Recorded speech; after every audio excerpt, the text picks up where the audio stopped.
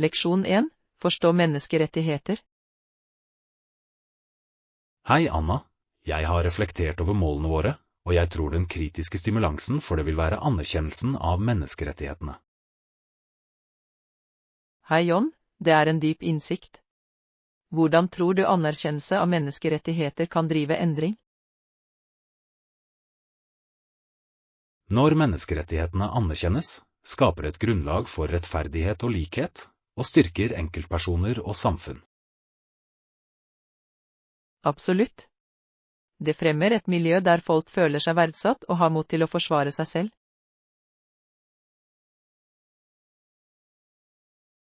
Nøyaktig. Utdanning om menneskerettigheter er viktig. Tror du bevissthetskampanjer effektivt kan fremme denne forståelsen? Definitivt.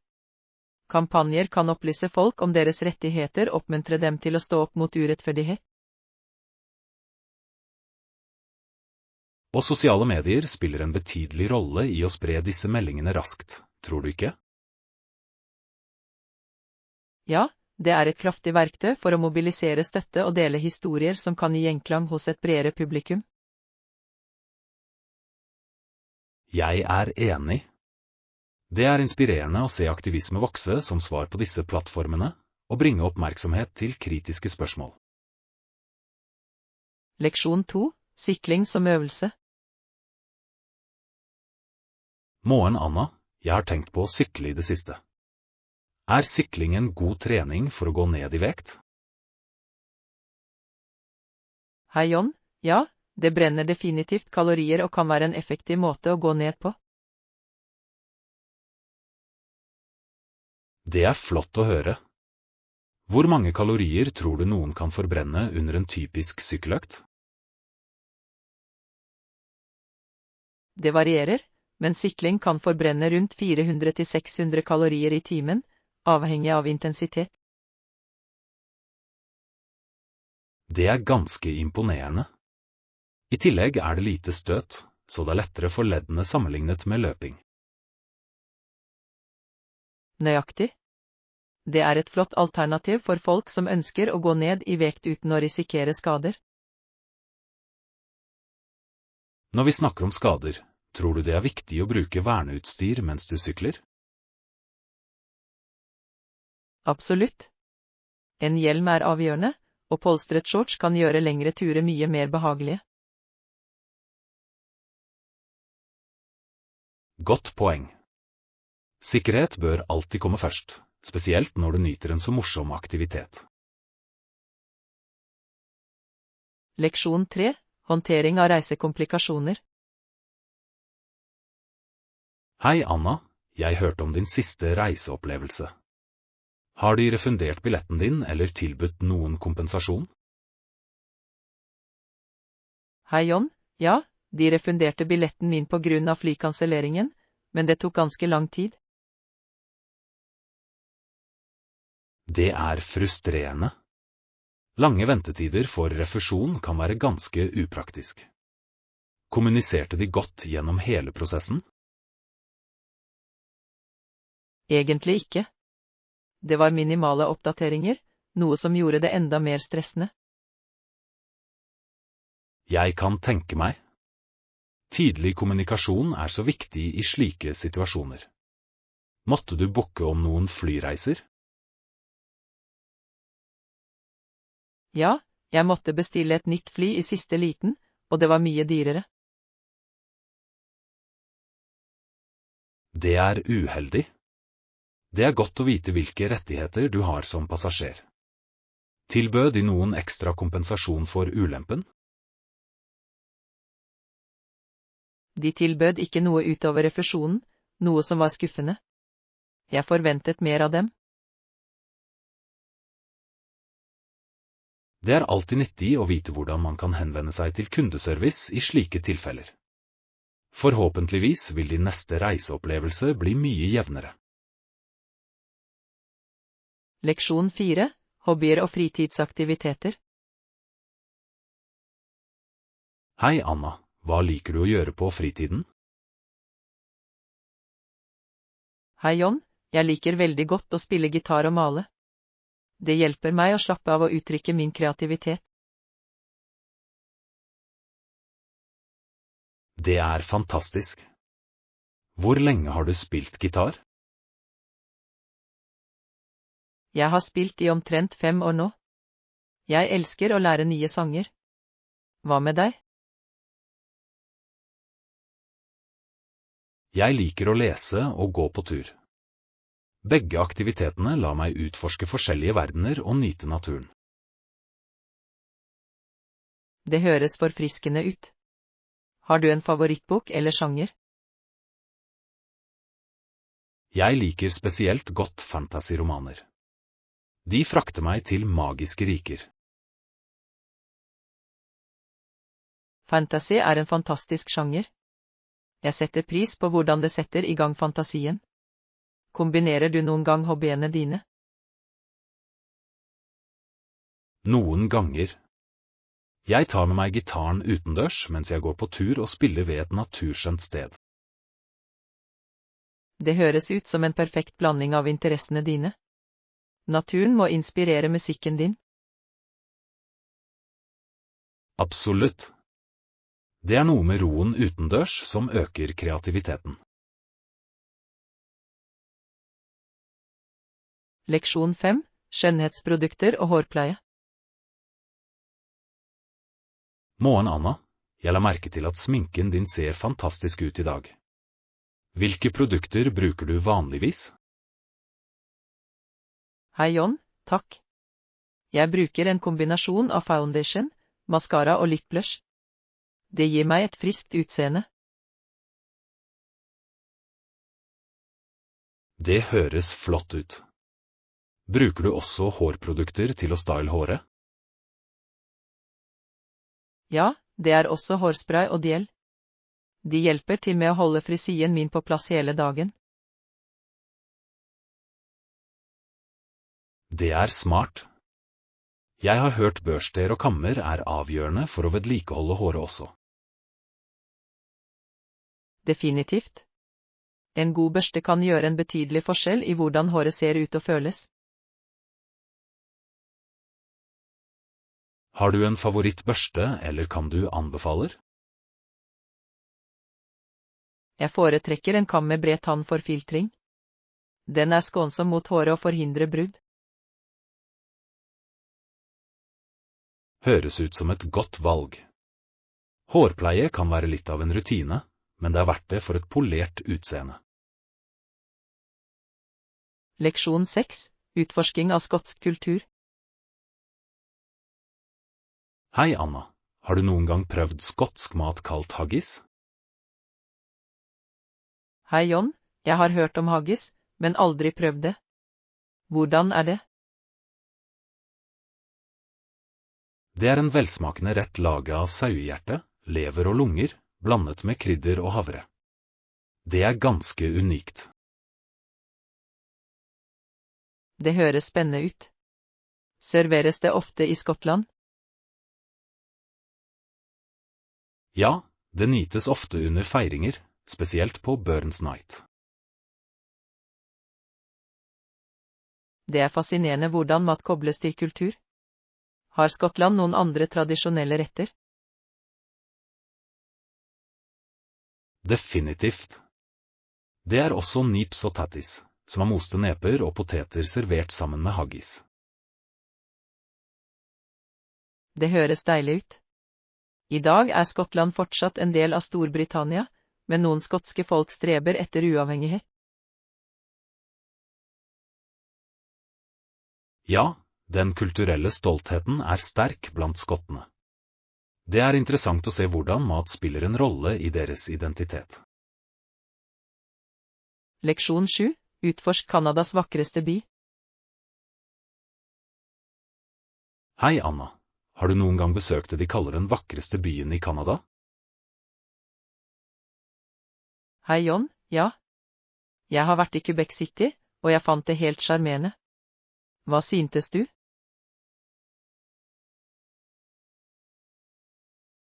Det er fantastisk. Gamlebyen har en så unik karakter. Dels er det omfanget av ting som gjør det så attraktivt. Jeg er enig. De trange brosteinsgatene og historiske bygningene skaper en magisk atmosfære. Og arkitekturen er utrolig. La du merke til den europeiske innflytelsen i designet? Absolutt. Det føles som om du har gått inn i en annen tid og et annet sted. Prøvde du noe lokalt kjøkken mens du var der? Ja, jeg hadde paitine og tourtière. De var deilige. Hva med deg? Jeg prøvde pannekaker og lønnesirup. De var herlige. Det er flott å nyte lokale smaker. Det forbedrer virkelig reiseopplevelsen. Har du besøkt noen andre byer i Canada som du syntes var like vakre? Leksjon 8. Lev livet utenfor skjermen. Morgen, Anna. Jeg har tenkt på hvordan jeg skulle komme meg ut og nyte livet mitt i stedet for bare å se skuespillere og show. Hei John, det er et forfriskende perspektiv. Hvilke aktiviteter liker du som bringer deg ut? Jeg elsker å gå tur og utforske naturen.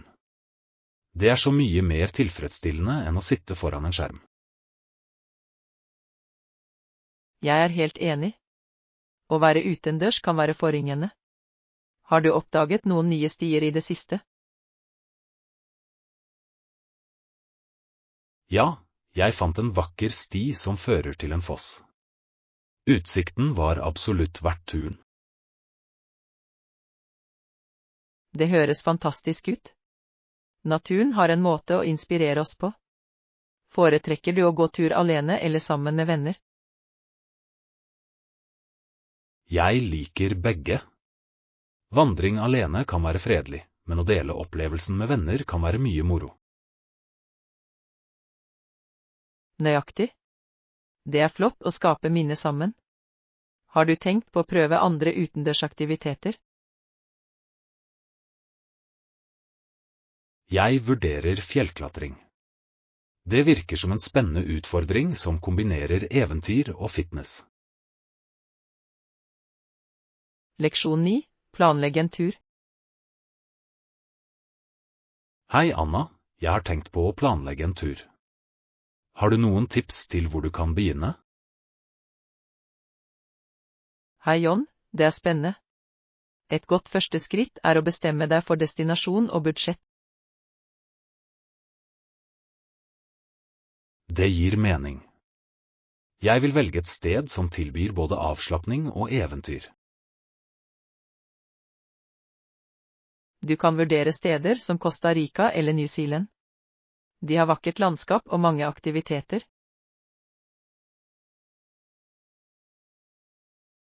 De høres perfekt ut. Bør jeg bestille overnatting før jeg reiser? Ja, det er lurt å bestille på forhånd, spesielt i høysesongen. Har du tenkt på hvilken type overnatting du foretrekker? Jeg foretrekker å bo på lokale gjestehus eller vandrerhjem for å fordype meg helt i kulturen. Det er en god idé. Å komme i kontakt med lokalbefolkningen kan forbedre reiseopplevelsen din. Nøyaktig. Jeg er også nysgjerrig på å finne unike opplevelser, som lokale festivaler eller markeder. Leksjon 10. Overvinne språkbarrierer. Hei Anna, jeg har tenkt på språkproblemet jeg møtte da jeg flyttet hit. Hei John, det er et viktig tema. Selv om jeg hadde lært engelsk på videregående i nesten 5 år, var det fortsatt utfordrende å snakke flytende. Jeg kan relatere. Ofte er klasseromsmiljøet så forskjellig fra virkelige samtaler. Syntes du det var vanskelig å forstå morsmål? Definitivt. Aksentene og hastigheten deres gjorde det vanskelig å få med seg alt. Hvordan takler du det? Jeg fordypet meg i engelske medier, filmer, musikk og podcaste. Det hjalp meg å venne meg til rytmen i språket. Det er en flott strategi. Jeg begynte å trene med venner, noe som virkelig styrket selvtilliten min. Å trene sammen med andre er nøkkelen. Jeg fant også ut at å gjøre feil er en del av læringsprosessen. Følte du det samme? Absolutt. Jeg lærte så mye av mine feil. Det er viktig å omfavne dem i stedet for å vike unna. Nøyaktig. Jo mer vi engasjerer oss, jo mer forbedrer vi oss. Alt handler om utholdenhet og øvelse. Leksjon 11. Campingplaner og budsjettering. Morgen, Anna, har du tenkt på campingturen vår? Jeg tenkte at vi kunne slappe av ved bålet og lage mat. Hei John, det høres bra ut. Matlaging utendørs bidrar til opplevelsen. Hvilke måltider har du i tankene? Jeg tenkte på enkle retter som pasta og grillede grønnsaker. De er enkle å tilberede. De høres deilige ut. Trenger vi å vurdere budsjettet vårt for turen? Ja, definitivt. Jeg synes vi bør skissere våre utgifter til mat, utstyr og eventuelle campingavgifter. Det er en smart tilnærming. Har du et budsjett i tankene? Jeg tenkte rundt $200 for hele turen, som skulle dekke alt. Det virker fornuftig. Vi kunne spare ved å ta med eget utstyr i stedet for å leie. Flott idé. Planlegging fremover vil hjelpe oss å nyte turen uten stress.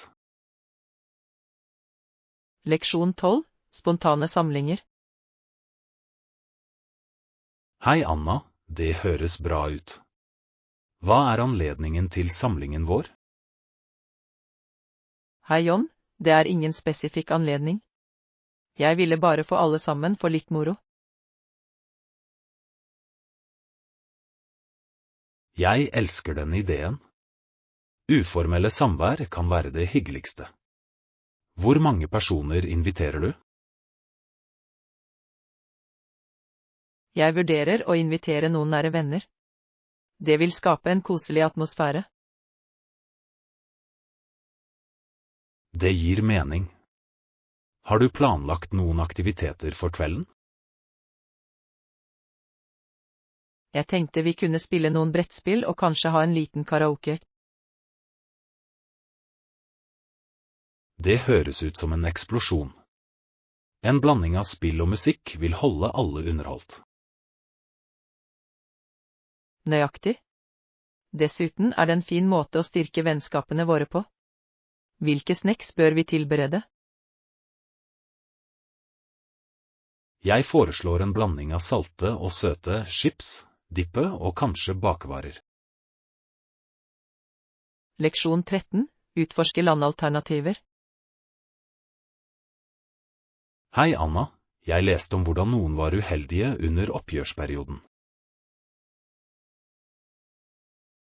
Hei John, det er interessant.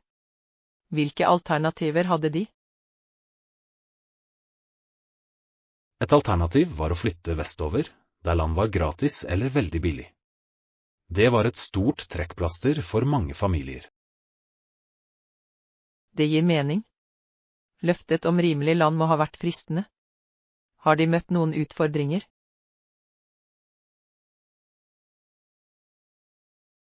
Ja, ofte var jorden ubebygd, så de måtte bygge boliger og dyrke avlinger fra bunnen av. Det høres skremmende ut.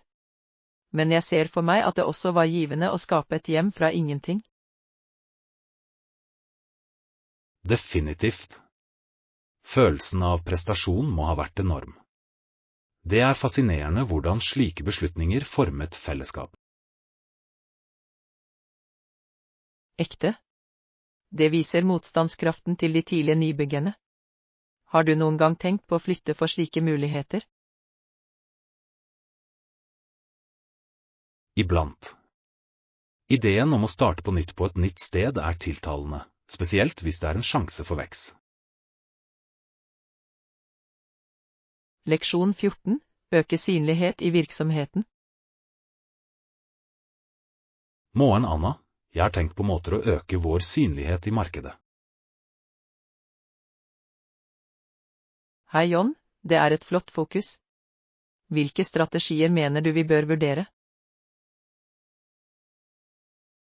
La oss brainstorme ideer og revurdere vår nåværende markedsføringstiltak. Kanskje vi kunne forbedre vår tilstedeværelse på sosiale medier. Absolutt. Engasjerende innhold på plattformer som Instagram og Twitter kan tiltrekke seg mer oppmerksomhet. Høyre. Vi kan også samarbeide med influensere for å nå et bredere publikum. Det er et smart trekk. I tillegg kan det å være vertskap for nettbaserte arrangementer skape blest og tiltrekke folk. Jeg liker denne ideen. Det ville tillate oss å kommunisere direkte med publikum og samle verdifull tilbakemelding. Nøyaktig. Å bygge relasjoner er avgjørende. Vi bør også tenke på hvordan vi kan utnytte kundeanbefalinger. Flott poeng. Positive anmeldelser kan forbedre vår troverdighet betydelig og tiltrekke nye kunder. Leksjon 15. Velge riktig størrelse. Hei Anna, jeg kjøper en ny jakke, men er usikker på størrelsen. Hvilken størrelse bør jeg få? Hei John, jeg vil anbefale at du får en størrelse eller 2 større for en komfortabel passform, spesielt hvis du planlegger å legge et lag under. Det er et nyttig tips. Jeg opplever ofte at størrelsene kan variere mellom merkene. Ja, det er sant. Sjekk alltid størrelsestabellen fra merket for å sikre at du finner den beste passformen. Gode råd. Synes du det er bedre å prøve det i butikk enn å bestille på nett? Å prøve det er ideelt, men hvis du handler på nettet, se etter butikker med enkle returregler.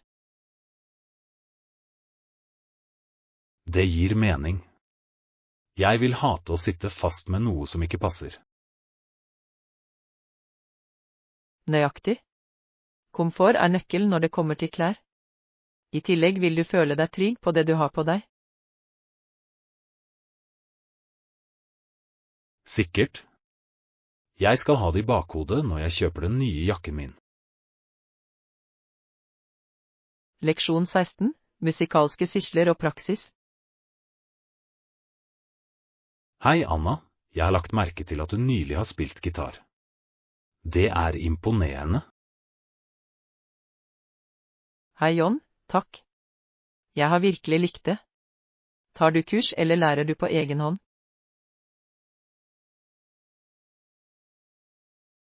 Jeg lærer på egen hånd foreløpig. Jeg ser online tutorials og øver daglig. Hva med deg? Jeg begynte med nettkurs, men jeg har gått over til selvstudium i det siste. Det gir meg mer fleksibilitet. Det er en smart tilnærming. Har du en favorittsang du liker å spille? Ja. Jeg elsker å spille Hotel California. Melodien er fengslende. Hva med deg? Jeg jobber med Wonderwall. Det er en klassiker og ganske populær blant vennene mine. Flott valg. Opptrer du for noen, eller holder du det privat? Jeg spiller mest for meg selv, men jeg har spilt for venner noen ganger. Hva med deg? Jeg spiller av og til på kvelder med åpen mikrofon. Det er nervepirrende, men givende. Det høres spennende ut. Å prestere kan virkelig forbedre ferdighetene dine og bygge selvtillit. Leksjon 17. Aspirasjoner for fremtiden. Morgen, Anna. Jeg har reflektert over ambisjonene våre for fremtiden. Hei John, det høres spennende ut. Hva er dine tanker? Vi håper ikke bare å følge med, men til og med overgå prestasjonene fra det 20. århundre i Amerika. Det er ambisiøst. Det er viktig å flytte grenser og sikte høyt. Hvilke områder synes du vi bør fokusere på? Jeg tror teknologi og bærekraft er nøkkelen. Innovasjoner på disse feltene kan føre til betydelig fremgang. Absolutt. Vi må også vurdere sosial rettferdighet for å sikre at alle drar nytte av fremskritt. Nøyaktig. Å unngå fortidens fallgruver vil være avgjørende. Vi trenger inkluderende vekst. Jeg er enig. Samarbeid på tvers av ulike sektorer kan hjelpe oss å oppnå en balansert fremtid. Godt sagt. Det er spennende å tenke på mulighetene fremover. Leksjon 18. Etablere sunne vaner. Hei Anna, jeg har funnet ut at å etablere en sengetidsrutine hjelper meg å sove bedre. Hei John, det er en god vane. Hva inkluderer rutinen din? Jeg pleier å slappe av med å lese en bok og dempe lyset. Det signaliserer kroppen min at det er på tide å hvile. Det høres effektivt ut. Jeg unngår også koffein om kvelden for å sikre at jeg lett kan sovne. God idé. Koffein kan virkelig forstyrre søvnmønsteret. Har du andre tips for god søvnhygiene? Jeg prøver å holde soverommet mitt kaldt og mørkt, noe som utgjør en stor forskjell. Det er smart. Jeg har hørt at begrenset skjermtid før sengetid også kan bidra til å forbedre søvnkvaliteten. Absolutt. Det blå lyset fra skjermer kan forstyrre melatoninproduksjonen. Det handler om å skape et miljø for hvile. Jeg må holde meg til disse vanene for bedre søvn. Leksjon 19. Introdusere nye naboer. Hei Anna, jeg møtte en ny nabo i dag. Hun heter Alice. Hei John, det er spennende. Hva sa Alice da du møtte henne? Hun sa, i velkommen til nabolaget. Jeg heter Alice. Hva er ditt? Det var en så vennlig introduksjon. Det høres deilig ut. Det er viktig å ha gode relasjoner til naboer. Pratet du en stund? Ja, vi snakker om samfunnet og noen lokale arrangementer. Det er flott å lære om området fra noen som bor her. Absolutt. Tror du vil invitere henne på kaffe eller noe? Jeg vil gjerne. Det er en fin måte å bygge forbindelser og lære mer om hverandre. Definitivt. I tillegg kan det føre til å oppdage felles interesser og aktiviteter. Nøyaktig. Jeg gleder meg til å bli bedre kjent med henne og kanskje også møte andre naboer. Leksjon 20. Smykker og personlig stil. Hei Anna, jeg er på utkikk etter et stilig armbånd for å forbedre smykkesamlingen min. Hei John, det høres ut som et morsomt oppdrag. Hvilken stil vurderer du? Jeg tenker på noe unikt, kanskje med fargerike perler eller intrikate design. Det ville definitivt gitt en uttalelse. Foretrekker du å bruke armbånd som er mer uformelle eller formelle? Jeg liker begge deler, men jeg har en tendens til å lene meg mot uformelle plagg som jeg kan bruke hver dag. Det er praktisk. Uformelle smykker kan enkelt komplementere ulike antrekk. Har du sjekket noen lokale butikker? Ja, jeg besøkte noen få butikker, men jeg utforsker også nettbaserte alternativer for et bredere utvalg. Smart trekk. Netthandel har ofte større variasjon. Bare sørg for at du sjekker returpolicyen i tilfelle den ikke passer. Flott poeng. Jeg vil definitivt ha det i bakhodet når jeg leter etter det perfekte armbåndet. Leksjon 21. Viktigheten av forberedelse. Morgen, Anna. Jeg har tenkt på hvor viktig forberedelse er i ulike aspekter av livet. Hei John, det er et interessant tema. Hvilke områder refererer du til? Jeg snakker om områder som utdanning og karriereutvikling. Det krever mye forberedelse, oppdatering av materiell og egenlæring. Absolutt. Kontinuerlig læring er avgjørende for å holde seg relevant i dagens hektiske verden. Hvordan holder du ferdighetene dine oppdatert? Jeg tar nettkurs og deltar på workshops. De gir verdifull innsikt og nye teknikker. Det er en flott tilnærming. Jeg synes også det er nyttig å lese artikler og bøker om feltet mitt. Ja, og nettverk med profesjonelle kan tilby nye perspektiver og muligheter. Definitivt. Å engasjere seg med andre i bransjen din kan inspirere deg og holde deg motivert. Jeg er enig. Forberedelse og tilpasningsevne er nøkkelen til suksess i enhver bestrebelse. Leksjon 22. Historien om Anastasia. Hei Anna, jeg leste om Anastasia, den siste storhertuginnen av Russland. Historien hennes er ganske fascinerende. Hei John, jeg synes også historien hennes er spennende. Men siden en jente ikke kunne arve Russlands trone, var situasjonen hennes komplisert. Nøyaktig. Den historiske konteksten rundt familien hennes og den russiske tronen gir dybde til historien hennes. Ja, og mysteriet rundt hennes skjebne har fengslet mange opp gjennom årene. Hva tror du skjedde med henne?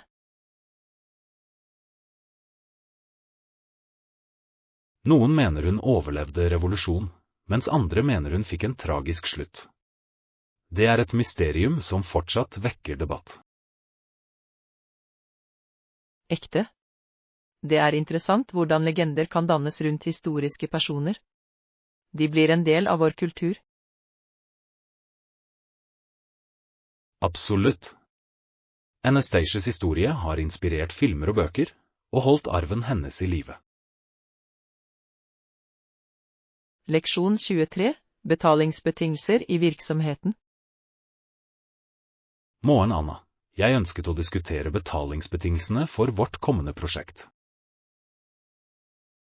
Hei John, det høres viktig ut. Hva har du i tankene? Jeg gikk med på at vi skal inkludere den avtalte 25 dagers betalingsperioden i USD-valuta. Det virker fornuftig. Det gir oss nok tid til å administrere økonomien vår effektivt. Nøyaktig. Tydelige betalingsbetingelser bidrar til å forhindre misforståelser senere. Definitivt. Det er viktig for å opprettholde gode relasjoner med våre kunder. Jeg er helt enig. Gjennomsiktig økonomisk praksis bygger tillit og troverdighet. Ja, og det sikrer også at begge parter er på samme side gjennom hele prosjektet. Sikkert. La oss fullføre den detaljen før vi fortsetter med kontrakten. Leksjon 24. Utforske japansk kultur. Hei Anna, jeg har dykket inn i japansk kultur og historie i det siste. Det fascinerer meg. Hei John, det høres spennende ut. Hvilke aspekter ved japansk kultur synes du er mest tiltalende? Tradisjonene, som teseremonier og festivaler, er fengslende. Japan er definitivt verdt å utforske. Jeg er enig. Blandingen av gamle skikker og moderne liv skaper en så unik atmosfære. Har du tenkt på å besøke? Ja, jeg vil gjerne gå. Å oppleve kirsebærblomstringen om våren står på min bøtteliste. Det er et vakkert syn. De sesongmessige endringene i Japan er bemerkelsesverdige. Har du noen spesifikke steder i tankene? Kyoto er på toppen av listen min for sine templer og hager. Hva med deg? Jeg vil gjerne se Tokyo for sitt pulserende byliv og kulturelle mangfold. Det er en helt annen opplevelse. Absolutt. Hver region har sin egen sjarm, noe som gjør Japan til et fascinerende reisemål totalt sett. Leksjon 25. Reisetips for en jevn reise. Morgen, Anna, jeg kom akkurat tilbake fra en tur, og det gikk knirkefritt. Hei John, så hyggelig å høre. Hvilke reisetips syntes du var nyttige? Jeg sørget for å komme tidlig til flyplassen. Det hjalp virkelig å unngå stress i siste øyeblikk. Det er smart. Å sjekke bagasjen på forhånd kan også spare mye bryderi. Nøyaktig. Jeg holdt også orden på dokumentene mine, noe som gjorde ombordstigningsprosessen til en lek. God idé. Det er alltid best å ha alt innen rekkevidde. Har du møtt noen utfordringer under reisen? Bare en liten forsinkelse, men jeg var forberedt, så det plaget meg ikke mye. Det er veien å gå. Forberedelser kan gjøre en stor forskjell i reiseopplevelsen. Sikkert. Jeg vil definitivt ha disse tipsene i bakhodet for mitt neste eventyr. Leksjon 26. Gleden ved å lage. Hei Anna, jeg har tenkt på hvordan det å lage noe med egne hender virkelig er en givende opplevelse. Hei John, jeg kunne ikke vært mer enig. Hva har du laget i det siste?